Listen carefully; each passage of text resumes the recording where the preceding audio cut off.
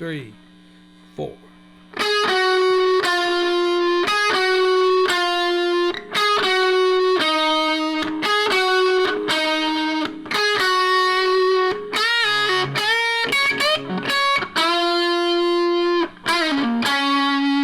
Okay, well, we got today the first solo from Sweet Child of Mine. Of course, that's Slash, Guns N' Roses.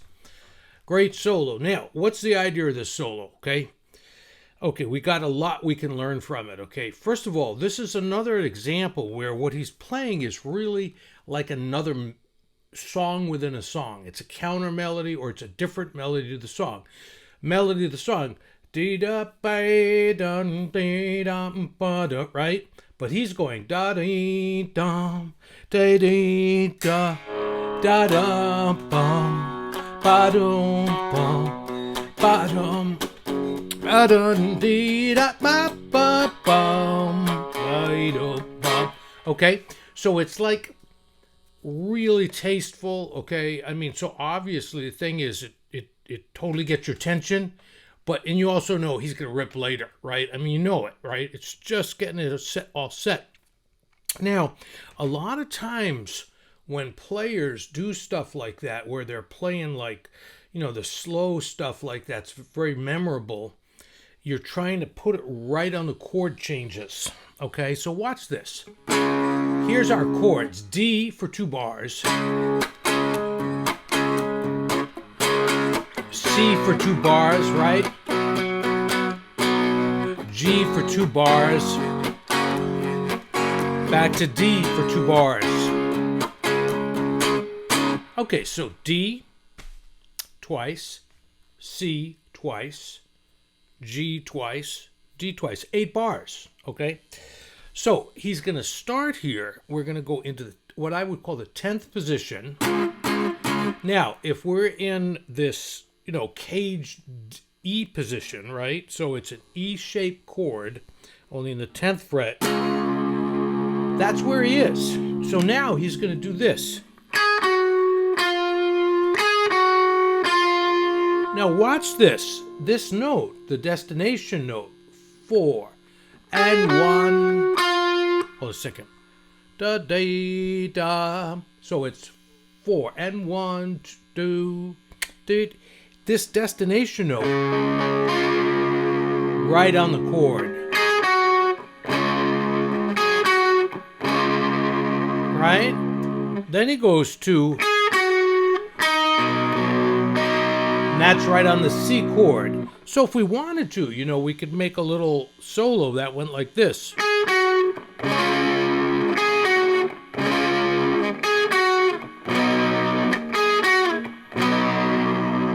Right?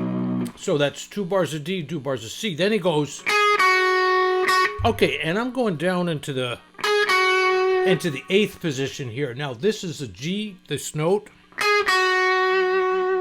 Okay, and for you caged people out there, this is the caged C position.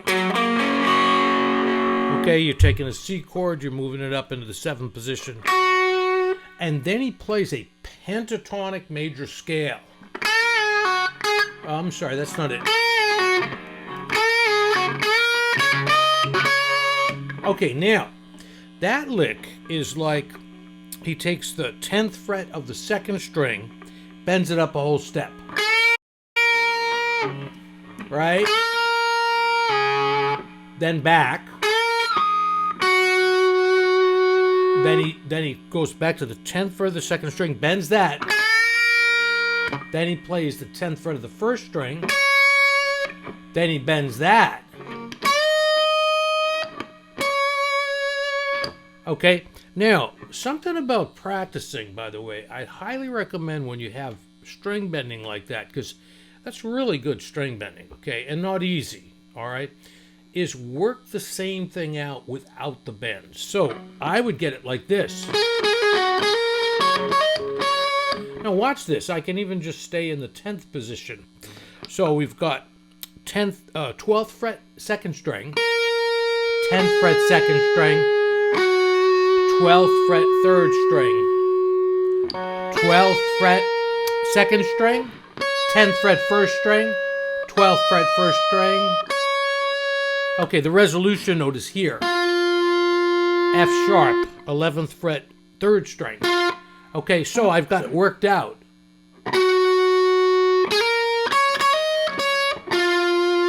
Now watch this. He's here. He's on this G chord. And now that last note, D sharp, 11th fret, 3rd string, is the 3rd of the last D chord. So watch this again in a chord melody form.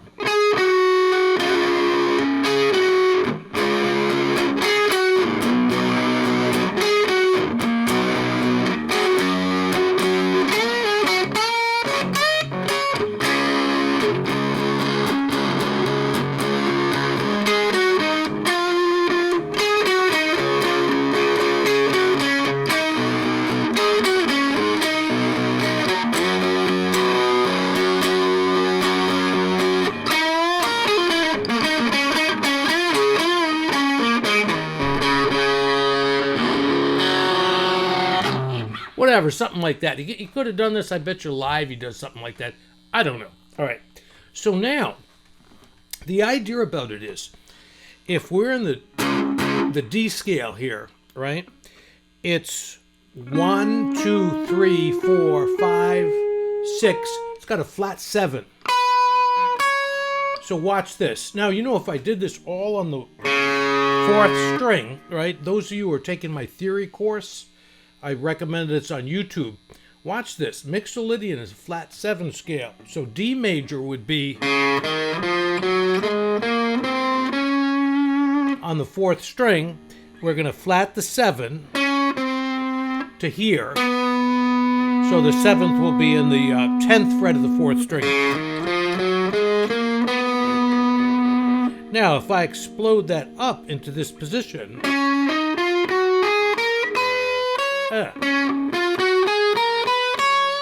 okay, so he's starting like this, and watch this. 5, 4, 3. 5, 4, 3. 5, 4, 3. 5, 4, 2. 5, 4, 2. 5, 4. Now, here we could think of the numbers in D if we wanted to, but he's really playing G pentatonic major. So 5, 4, and then maybe think of that as 1, 3, 2, 1, 3, 5, 6, 5, and then back to D, 3, okay? Notice the fact I can sing this solo. Honestly speaking, a lot of times now when I'm trying to learn solos, I just sort of like listen to them and I count along with them and sing along with them. In the beginning, I always, I was one of these guys, always had to play the guitar, Okay, so once again, right, you're practicing, you've got that little devil on your shoulder, right, and he's saying like, hey dude, what are you doing? What did you just learn?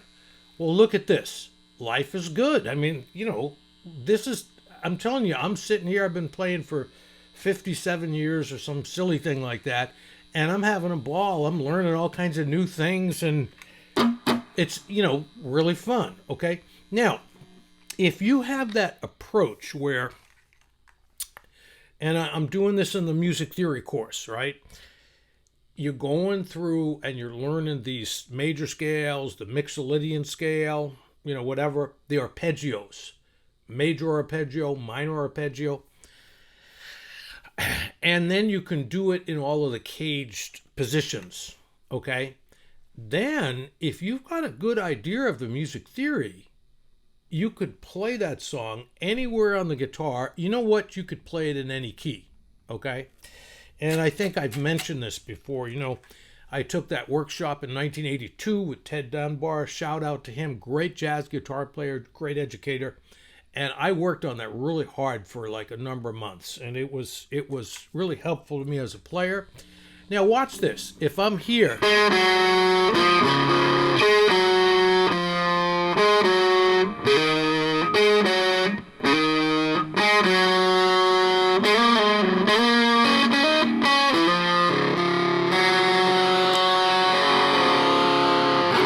okay, so to me, right there, that position I guess if I'm doing cage, that's my D position, because I have a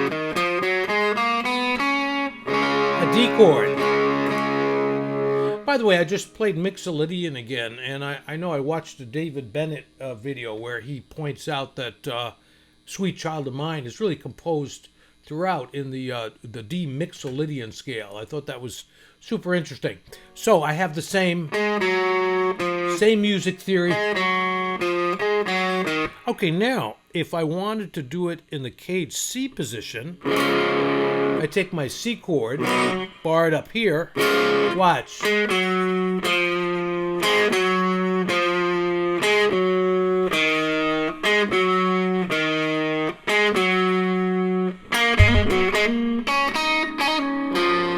Okay, so there you go. Now, I'd never played that before. I was just, man, I practiced this hard. Okay, it was cool. Okay, so that's the caged C, the caged A.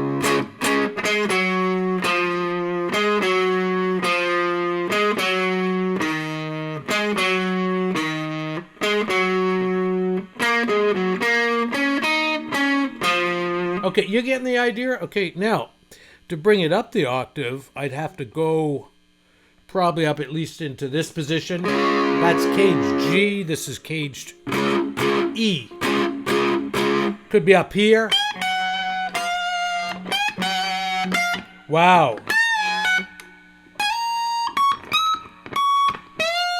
Wow.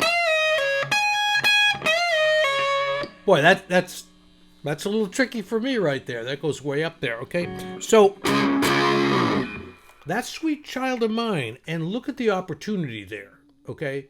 So, you got to consider every song has the opportunity to learn an awful lot of stuff.